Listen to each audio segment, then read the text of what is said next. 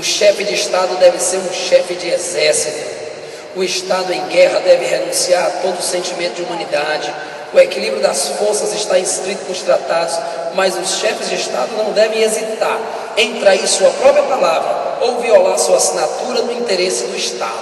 Ou seja, o rei pode fazer qualquer coisa, ele só não pode colocar em risco o Estado e o seu povo. Se ele precisar, então, mesmo mentir, se ele precisar trair, se ele precisar matar, que o faça, mas que o faça em benefício do seu povo. Então, dessa forma, a terceira é a de amor. E a quarta, o fim último, causa final e desígnio dos homens que amam naturalmente a liberdade e o domínio sobre os outros, ao introduzir aquela restrição sobre si mesmos, sob a qual os vemos viver nos estados, é o cuidado com sua própria conservação e com uma vida mais satisfeita. Quer dizer, o desejo de sair daquela miséria condição de guerra que é a consequência necessária, conforme se mostrou, das paixões naturais dos homens, quando não há um poder visível capaz de os manter em respeito, forçando-os por medo do castigo ao cumprimento de seus pactos e ao respeito àquelas leis de natureza. Considerando o fragmento anterior, podemos dizer que Thomas Hobbes, pensador inglês do século XVII, defende a noção de que, acabamos de ver, Thomas Hobbes ali o segundo, a sociedade, para poder se proteger, para que o homem não se destrua, ele dá poder para o rei, e o rei governa para toda a sociedade. E isso, se você passar a página, vai estar na letra E. Os homens são naturalmente inaptos para a vida social, a menos que constituam uma autoridade a qual entreguem sua liberdade em troca de segurança. Então, se não tiver um Estado, nós vamos se autodestruir. Então a gente se entrega ao Estado e o Estado garante a nossa segurança. Letra E de Herciliano, pois não existe nenhuma palavra que melhor simbolize essa letra. Foi muito bem. Modéstia não. Pois então pronto. Vamos então agora para as nossas próximas questões. Vamos para a questão, vamos ver o seguinte, a 5 não é agora não, eu botei fora da sequência, me desculpem. Nós vamos para a 6 e a 7, tá bom? Depois a gente volta para 5. Pois bem, seguindo a sequência lógica dos fatos, o rei tinha poder absoluto, a burguesia enriquecia, mas a burguesia começou a pensar, peraí, por que só a gente paga imposto, hein? Tem um tal de uns nobres aí, uma tal de igreja católica, que são tão poderosos quanto e não pagam impostos. Espera aí, se aqui o Estado Nacional moderno foi um casamento, rei, burguesia, o iluminismo vai ser a DR. Está na hora da gente discutir o relacionamento. Eita, pai, quando a mulher chega e diz assim, meu filho, precisamos conversar, se preocupe, que o negócio está feio para o celular. Vai ser a mesma coisa aqui. A burguesia vai chamar o rei para as conversas, puxar na orelha dele e vai dizer, não está dando certo essa nossa organização. A organização absolutista, mercantilista, funcionou durante 2 séculos, mas agora não está dando mais certo não. E aí nós vamos ter no iluminismo uma nova ideia de Estado, onde o Estado agora ele não é mais um poder absoluto do rei, mas o Estado liberal. Ou seja, um Estado que defende um rei, mas com poderes limitados. Cuidado, tá? O iluminismo, ele não vai preconizar morte ao rei, que o rei morra, vamos fazer a república. Não. O iluminismo, ele é um movimento liberal. Ele pretende limitar o poder do rei. Tá joia?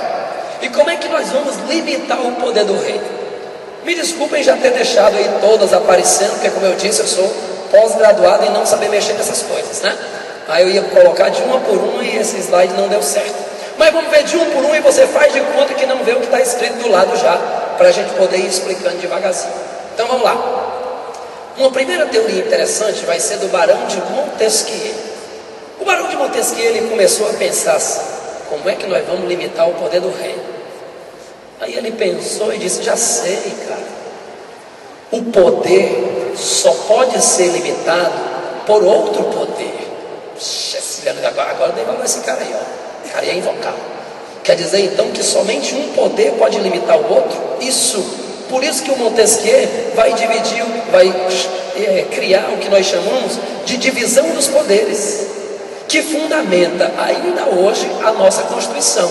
Minha criancinha, quando estiver estudando direito, né, quando você estiver fazendo sua faculdade de direito, aqueles que assim interessem, que você estiver estudando então direito constitucional, se eu não me engano é o artigo 2º, eu não entendo, quem entende é minha esposa nessa parte, então, mas no artigo 2º, se eu não me engano, diz lá, né, são os poderes da União, o executivo, o legislativo e o judiciário, independentes, livres e harmônicos entre si. Ou seja, o rei não vai ter mais poder absoluto, ó. O rei agora ele só vai ter o poder executivo. E ele vai poder fazer o que, Ciliano? Ele vai poder fazer aquilo que a lei lhe permita que ele faça. Pessoal que foi estudar direito constitucional, é uma das bases da administração pública, é isso, né? Quando você está vendo lá a administração pública, o administrador público ele só pode fazer aquilo que a lei lhe permite. E quem é que faz a lei? Poder legislativo. E quem é que vai fazer com que essa lei seja executada e obedecida? O poder judiciário. Olha que lindo. E os poderes não devem intervir um no outro, para poder garantir a organização da sociedade. Barão de Montesquieu foi um gênio. Olha que esse cara disse isso aqui lá no finalzinho do século XVII, início do século XVIII, e ainda hoje a gente fundamenta a nossa sociedade nisso. Mas teve um outro cara também invocado, que chama-se Jean-Jacques Rousseau. Rousseau, para mim, é um dos principais pensadores. Me lembro quando eu fiz filosofia, foi um dia desse, 1989, né? O tempo passa rápido, né? Eu já estou com 43, assim, com um corpinho de 20 quilos. Pois bem, então dessa forma, lá em 1989, quando eu entrei na filosofia, que a gente estava estudando os pensadores, um dos que eu gostei muito foi o Jean-Jacques Rousseau. Porque Jean-Jacques Rousseau ele vai ter um tratado principalmente sobre a questão da educação, onde ele vai falar uma das suas principais obras, o Emílio, né? O Emílio é um tratado sobre a educação, de como nós devemos educar os nossos jovens. É sensacional. Mas nesse caso aqui, que a gente está falando de Estado, o Rousseau, ele fez uma compilação do pensamento do Thomas Hobbes. Porque se você for observar, deixa eu voltar aqui, ó, onde tem Thomas Hobbes, está vendo aí?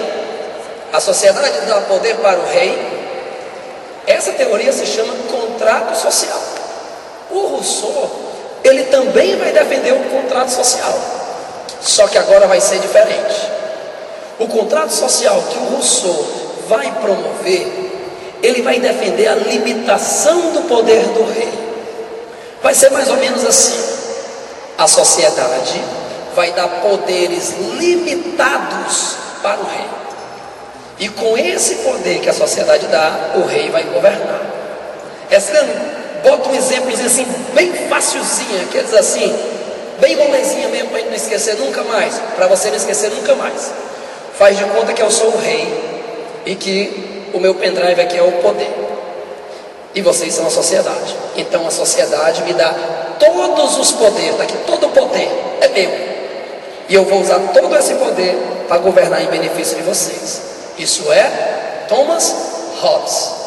Quando você vê Rousseau, é diferente. Rousseau, a sociedade vai fazer assim: rei, aqui está o seu poder, e me dá só esse pouquinho aqui, ó. A sociedade me dá poder limitado, e com esse poder limitado que a sociedade me dá, eu tenho que governar em benefício da sociedade. Ora, a essência da nossa democracia atual não é isso, não?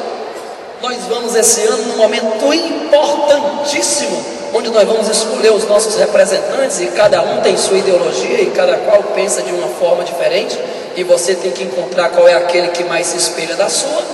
Você vai estar dando poderes para essa pessoa, mas ele não vai ser um Deus na terra, ele vai ser um cara que vai ter poder limitado, ele só vai poder fazer aquilo que a lei permitir, e vai governar então para todos nós. a gente vive ainda um contrato social. Nós temos também o nosso amigo Voltaire. Voltaire, ele defendeu o despotismo esclarecido. Você vê o que é isso, hein? Bem facilzinho, pessoal. Um déspota é um governante com plenos poderes. Então, peraí, se é déspota, é absolutismo. Não, meu bebê. Ele é um déspota, mas ele é um déspota esclarecido. Vamos dar um exemplo? É assim. Digamos então que a partir de hoje, o novo prefeito de Fortaleza, o novo governador do Ceará fosse você. É você que vai ser. Ia ser uma tarefa fácil ou difícil? Dificílima. Imagine quantas coisas você não tem que fazer, não é não? Quantos problemas você não tem para resolver. Por isso que um governante, ele não pode governar sozinho. Ele precisa ter pessoas que o ajudem na difícil tarefa de administrar. É o que o despotismo esclarecido defende. O Voltaire vai dizer: os reis devem governar, mas eles devem ser assessorados, eles devem ser auxiliados por pessoas que tenham conhecimento. Se eu preciso então de alguém que tenha um conhecimento sobre economia, eu tenho que procurar aquele economista mais invocado para me ajudar. Se eu preciso de alguém para a arte da guerra, eu tenho que encontrar o melhor general para estar do meu lado e me ajudar a governar. Se eu preciso de alguém que entenda de educação, eu tenho que encontrar o Wesleyano em qualquer parte do planeta. Então, dessa forma, quando você observa o despotismo esclarecido, o rei vai governar, mas não sozinho. Ele vai estar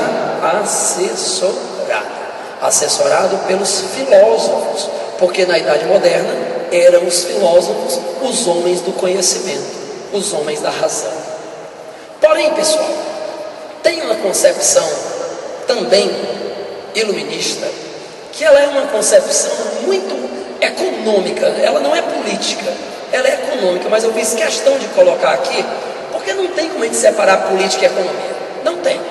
A estrutura política vai depender do desenvolvimento econômico.